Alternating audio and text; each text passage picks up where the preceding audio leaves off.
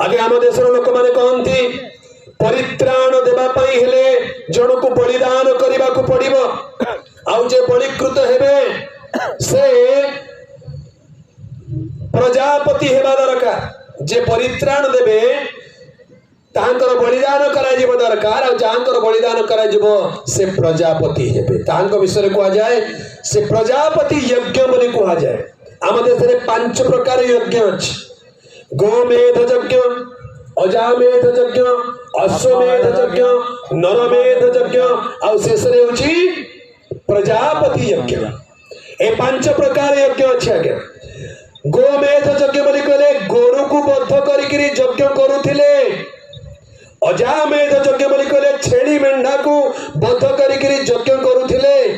अश्वमेध बोली कहले घोड़ा को बलिदान देउथिले नरमेध बोली कहले मनुष्य को बलि देउथिले। आपण माने जानंती कंधमाल रे गोटे प्रथा थिला नर बलि देउथिले मेरिया बोली कहउथिले यार थिले मेरिया माने हां मेरिया बलि प्रथा थिला आउ कटक रे गोटे बाजार अछि गोटे जगह अछि से जगह ना होछि मेरिया बाजार सुनि जंती कि नहीं कटक को गले पचारिबे मेरिया बाजार कोठी अछि ए मेरिया बाजार ना केमती हला जानि चंदी कंधमाल रे जो मेरिया लोक माने थिले मेरिया किनी थिले जो मानु घोड़जात राजा माने गोटे गोटे वंश को मेरिया करके किनी थिले जते बेले बलि देबा को भ का गोटे धरि करी काटी देउथिले बलि दे देउथिले। इंग्रेज शासन समय से माने एई लोक मान को एठू उठे कि नहीं कटक रे सुरक्षा देले गोटे जगह रे रखिले से जगह ना ही गला मेरिया बाजार आज मध्य कटक रे से बाजार ना होची मेरिया बाजार गोटे एरिया रो ना होची। मनुष्य मान को बलिदान देउथिले तथापि मनुष्यर पाप क्षमा ही पारिले नाही कारण मनुष्यर पाप क्षमा करिवा पई हेले निर्दोष निष्कलंक पवित्र रक्त झराइबा दरकार जार रक्त रे पाप नथिबो जे कोनोसी पाप करि नथिबे एपरि पवित्र पुरुष पापर प्रायश्चित पई बलिकृत हेले ताहांक रक्त द्वारा मानव जातिर पाप क्षमा हेबो। एई प्रकार मनुष्य पृथ्वी रे केही भी नाहंती कारण मनुष्य जन्मरु पापी अटे ताहा भितरे मनुष्यर पापर स्वभाव डीएनए थाए पापर स्वभाव आगे सेति पई कहंती जन्मेण पापी कर्मेण पापी पिलाटी जन्म हेले ताको पाप करिबा पई शिक्षा देबा दरकार नहीं कोठी एमिति स्कूल कॉलेज खोली के छी कि पाप शिक्षा देउथिबा विद्यालय अछि मिछ कथा कहबा को सिखौथिबा कॉलेज अछि नरहत्या सिखौथिबा यूनिवर्सिटी अछि नहीं हेले लोक सिखुचंती कुआडू एई सब तो शिक्षा जाउने सिखुचंती कुआडू मनुष्य भितरे रहिछि से स्वभाव सान पिलाटी देखो कथा कही जानु नथिबो सिना ता हाथ रे दिबा खेलनाटा को छड़ाई नेले बाऊ बाऊ बाऊ करके पर भाषा रे गाली करि दबो से ताको तो भाषा ही जड़ा नै पर भाषा रे गाली कर पिलाटे खेलु कोल माटी तळे पड़ी गले भे करी कांदुछ तार मां डाकी मां जाय के दौड़ी कोन हला पुओ बोले के माटी को देखोछ कोन हला से पड़ी गला मां को जो पड़ी गले ए माटी को 2-4 थर लात मारदे पिला हसुच खिल खिल तार अर्थ कौन जे पिला भितर गोटे प्रतिशोधर भावना अछि मु काहे कि कष्ट पाइबे माटी काहे कि कष्ट पाइबो नहीं एई स्वभाव मनुष्यर जन्मगत पाप स्वभाव अटे तेणु मनुष्य रक्त रे मनुष्यर क्षमा ही पारिबो नहीं सेति स्वयं ईश्वर से मानव रूप धारण करी निजर रक्तपात करिबा दरकार। सेथिपाई प्रभु जीशु ख्रीष्ट निर्दोष निष्कलंक मेष शावक भाव पवित्र कुमारी मरियम गर्भरे बिना पुरुष प्रभाव पवित्र आत्मा कर्तृक से गर्भरे संस्थापित होई पृथ्वी रे जन्म ग्रहण कले से कहले मोठारे कोनोसी पाप अछि जदि के देखै देबो ताले कुह से कोनोसी पाप कले नाही ताहांक ठारे कोनोसी पाप नथिला से पाप कोन जानि नथिले से पवित्र निष्कलंक निर्दोष व्यक्ति मानव जातिर पापर प्रायश्चित पाई क्रूस पर निजर पवित्र रक्त झराई प्रायश्चित साधन कले। हालेलुया। सेति पाई आम देश रे गोटे वैदिक मंत्र अछि ओम वृक्ष शूल अरुधाय नमः। यार अर्थ कौन वृक्षशूल अनुधाय नम वृक्षशूल बोली कहले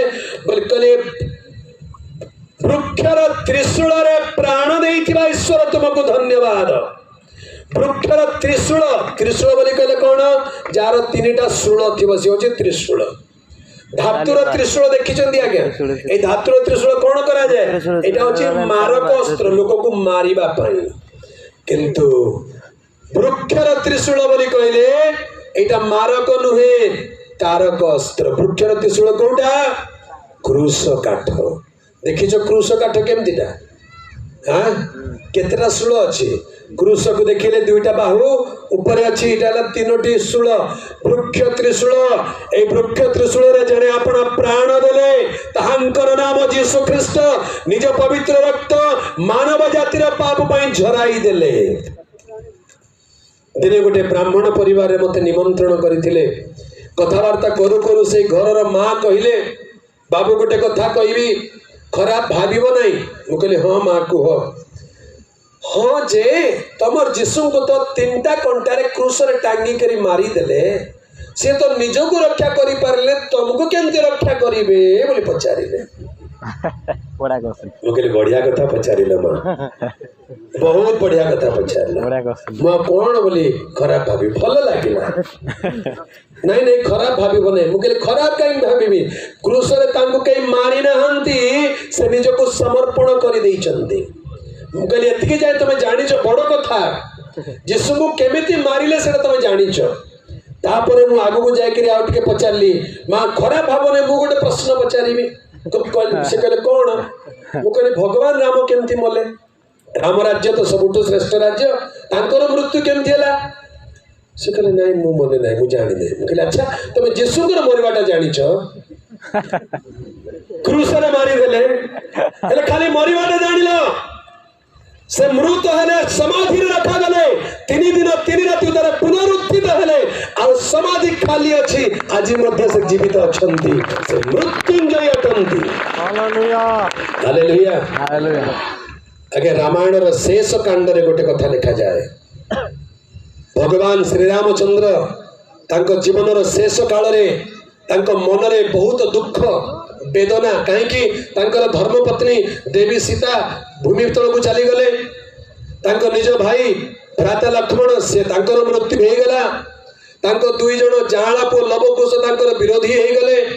जीवन काल भितरे बलि को से कपट करी मारी थिले पाप लागी गला रावण जने ब्राह्मण ताको मारिबार ब्रह्म दोष लागी गला ए सब कथा चिंता करी करी करी करी व्यस्त थिले कौन करी होई शेष रे पापर भार संभाली पारिले नाही। पिला दिन रे गोटे कथा मने पड़िला महर्षि विश्वामित्र ताको गोटे शिक्षा देइथिले उड़िया रे लिखा जाए अवर्ग जात संतान से करिवे पाप मोचन किए पाप क्षमा करिवो पाप रु किए रक्षा करिवो अवर्ग जात संतान से करिवे पाप मोचन। अवर्ग जात बोली कहले कोन जानचंती जहाँकर बापा नथिबे कि जहाँकर पुओ नथिबो एमिति जने व्यक्ति से तुमर पाप क्षमा करिवे। हालेलुया। आगे एमिति व्यक्ति किए जहाँकर बापा नहंती और जहाँकर पुओ नहंती ताहांकर नाम यीशु ख्रीष्ट से कौनसी बापांक औरसर जन्म होई नांती पवित्र आत्मांक कर्तृक जन्म हेले आजन्म ब्रह्मचारी रहिले से कौनसी पुत्र उत्पन्न कले नाही से होचंती अवर्ग जात संतान से करिवे पाप मोचन। सेते बेले बहुत विलंब हो जाइथिला पापर बोझ सही न पारी सरायु बोली गोटे नदी रे जाइकरी जल समाधि नेले बोली लिखाई छी जल समाधि बोली कहले पानी रे डेंकरी बुडी करी आत्महत्या कले। मु कहले मां एबे मते को की रक्षा करि परिबो ए क्रूस काठरे मरिथिबा लोक जे मरि करी बंचिले सी रक्षा करिवे ना आउ की रक्षा करिवे एमती कथा बाबू मु जानी नथिले एबे जानिली प्रभु यीशु ख्रीष्ट मृत हेले मृत मानक मध्य पुनरुत्थित हेले आज मध्य से जीवित ईश्वर अटंती जे केही ताहांक ठारे विश्वास करिवो विनष्ट न होई अनंत जीवन पाइबो। हालेलुया।